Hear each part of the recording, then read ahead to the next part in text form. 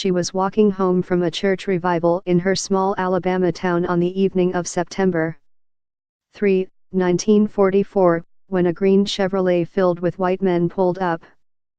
Recky Taylor tried to run, but one of the men grabbed the 24-year-old black mother and forced her into the sedan.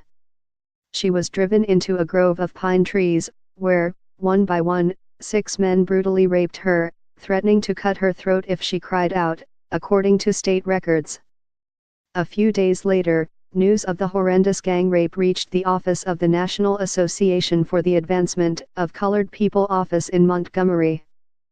The NAACP sent its best investigator to Abbeville, Alabama, to find out why there had been no arrests. That investigator's name was Rosa Parks. More than a decade before Parks became a civil rights hero for refusing to give up her bus seat to a white man, Parks led a national campaign against sexual assaults on black women. Taylor's rape is the subject of a new documentary that coincides with a wave of sexual assault and harassment accusations against powerful men. But in 1944, obtaining justice for a black woman in the segregated South was nearly impossible. Rosa Parks was 31 when the NAACP sent her to Abbeville. She was propelled by her own experience with sexual assault. In an autobiographical sketch contained in her personal papers, she described how a white male neighbor had tried to rape her in 1931. He offered me a drink of whiskey, which I promptly and vehemently refused, Parks wrote. He moved nearer to me and put his hand on my waist.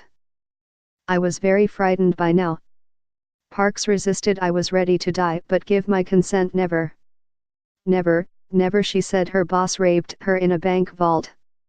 Her sexual harassment case would make legal history.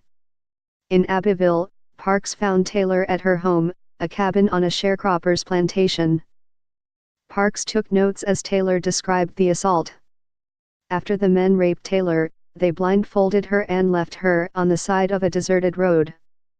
After they messed over and did what they were going to do me, they say, "We're going to take you back. We're going to put you out.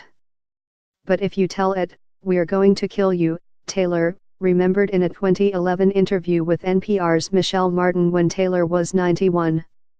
About 3 a.m., Taylor's father, who had been out searching for her, saw his daughter staggering along the highway.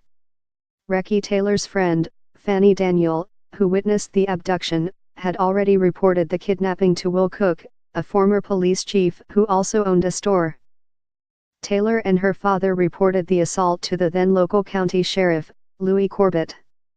One of the assailants, Hugo Wilson, confessed to the rape and named 6 other men involved: Dillard York, Billy Howardon, Herbert Lovett, Luther Lee, Joe Culpepper and Robert Gamble. None of the men were arrested. As Parks interviewed Taylor, Corbett kept driving by the house, according to the book At the Dark End of the Street, Black Women, Rape and Resistance. The sheriff finally burst into Taylor's house, demanding that Rosa Parks leave. "I don't want any troublemakers here in Abbeville," he said.